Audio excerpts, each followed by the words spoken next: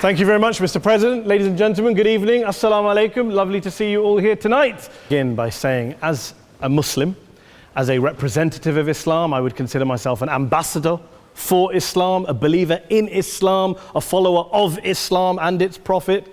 So, in that capacity, let me begin by apologizing to Anne-Marie for the Bali bombings. I apologize for the role of my religion and me and my people, for the killing of Theo van Gogh, for 7/7. Yes, that was all of us. That was Islam, that was Muslims, that was the Quran.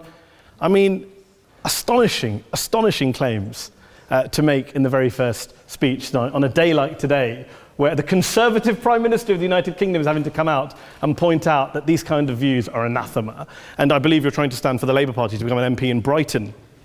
If you do, and you make these comments, I'm guessing you'll have the whip withdrawn from you, but then again, UKIP's on the rise, they'll take you, the BNP, they might have something to say about your views. This is what Mehdi Hassan always does.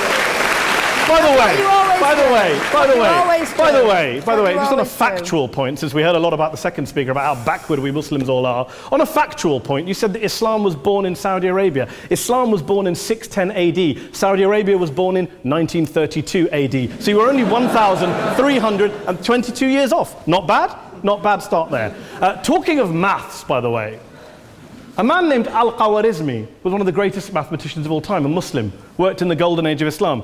He's the guy who came up with not just algebra, but algorithms. Without algorithms, you wouldn't have laptops. Without laptops, Daniel Johnson tonight wouldn't have been able to print out his speech in which he came to berate us Muslims for holding back the advance and intellectual achievements of the West, which all happened without any contribution from anyone else other than the Judeo-Christian people of Europe. In fact, Daniel David Levering, the author of the Pulitzer Prize-winning historian and author of The Golden Crucible, points out that there would be no Renaissance, there would be no Reformation in Europe without the role played by Ibn Sina and Ibn Rushd and some of the great Muslim theologians, philosophers, scientists in bringing Greek texts to Europe. As for this being our university, I will leave that to the imagination as to who is our and who is there. I studied here too.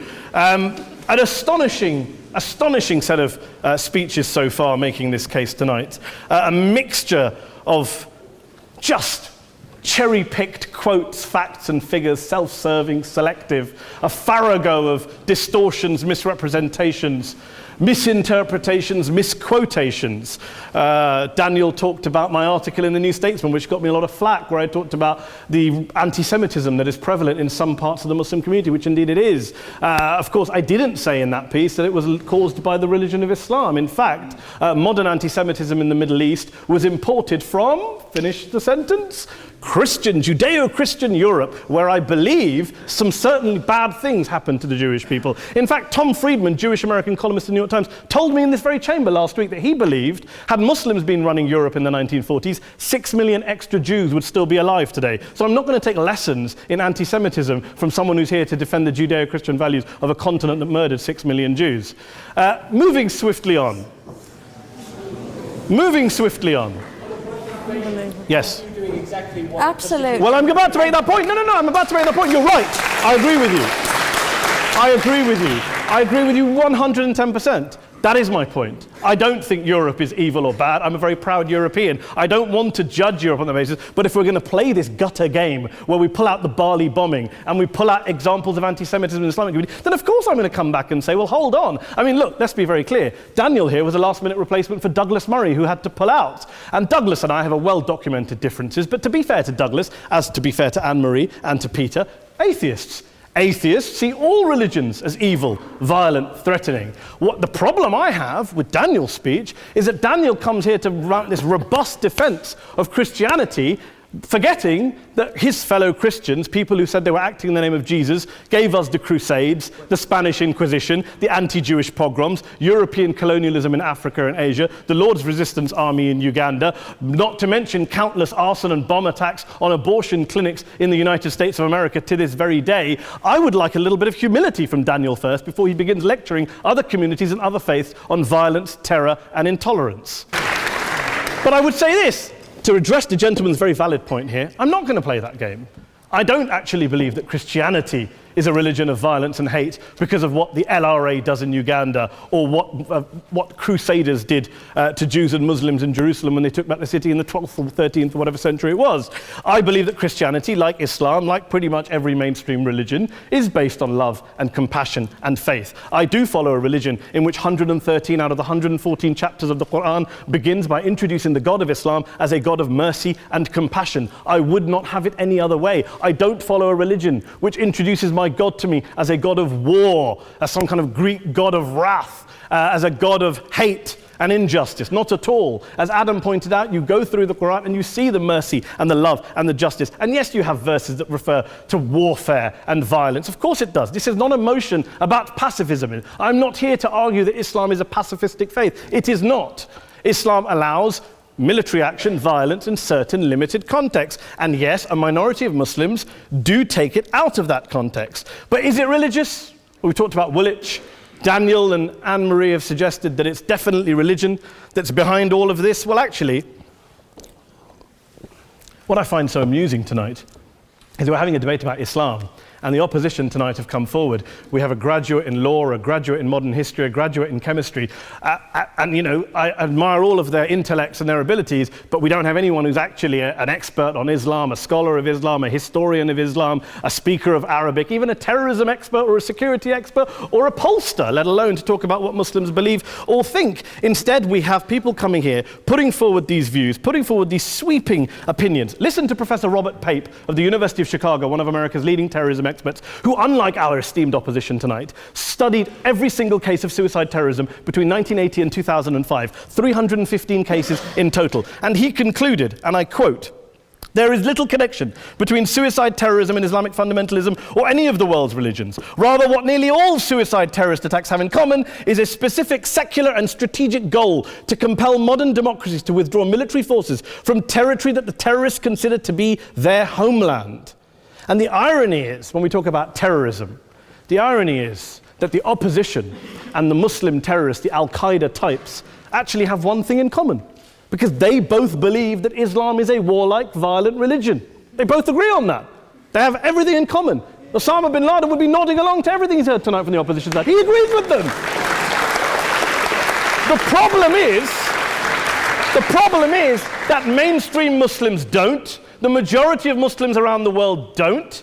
In fact, a gentleman here started quoting all sorts of polls. Gallup carried out the biggest poll of Muslims around the world, of 50,000 Muslims in 35 countries. 93% of Muslims rejected 9/11 and suicide attacks. And of the 7% who didn't, they all, when polled and focus grouped, cited political reasons for their support for violence, not religious reasons. And as for Islamic scholars and what they say, well, Daniel talks about our University of Oxford. We'll go down to Oxford Centre for Islamic Studies, get hold of a man named Sheikh Afifi al-Akiti, who is a massively well-credentialed and well-respected Islamic scholar, who has studied across the world, who in the days after 7/7 published a fatwa denouncing terrorism in the name of Islam, calling for the protection of all non-combatants at all times, and describing suicide bombings as an innovation with no basis in Islamic law. Go and listen to Sheikh Tahir al-Qadri, one of Pakistan's most famous Islamic scholars, who published a 600-page fatwa condemning the killing of all innocents and all suicide bombings unconditionally without any ifs or buts.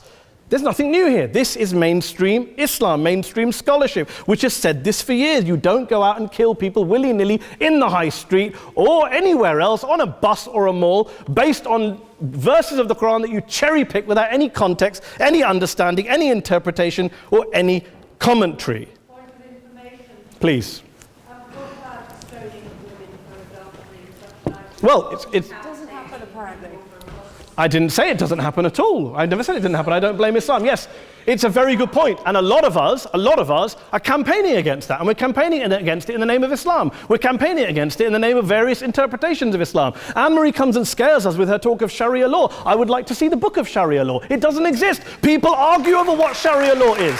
And you empower the extremists by saying there is only one version. You empower them all. I don't believe you took any interruptions, Anne-Marie, so I think you should stay there for a moment. Several countries. Here's what we're dealing with. Minority, Here's what we're dealing with. We are dealing, I took your point. Here we are dealing with a 1400-year-old global religion followed by 1.6 billion people in every corner of the world, a quarter of humanity, of all backgrounds, cultures, ethnicities. And yet the opposition tonight wants to generalize, stereotype, smear in order to desperately win this debate. And here's my question, if we're going to generalize and smear. If, okay, people say yesterday's bombers, and we've got to be careful, there's a trial going on, were yesterday's attackers, motivated by Islam? Big debate. I don't believe they were. Let's say they were. Let's say Faisal Shahzad, the Times Square bomber, was motivated by Islam. Let's assume, for sake of argument, that Richard Reeves, the shoe bomber, was motivated by Islam.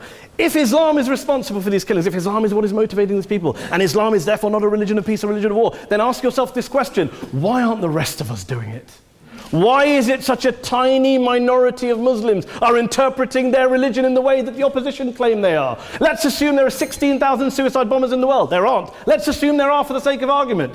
That's 0.001% of the Muslim population globally. What about the other 99.99% of Muslims who the opposition tonight either ignore or smear? The reality is that the rest of us aren't blowing ourselves up tonight. The reality is that the opposition came here tonight not worried about the fact that me and Adam might pull open our jackets and blow ourselves up tonight because we're followers of a warlike warrior religion which wants to take over Europe and Daniel's university.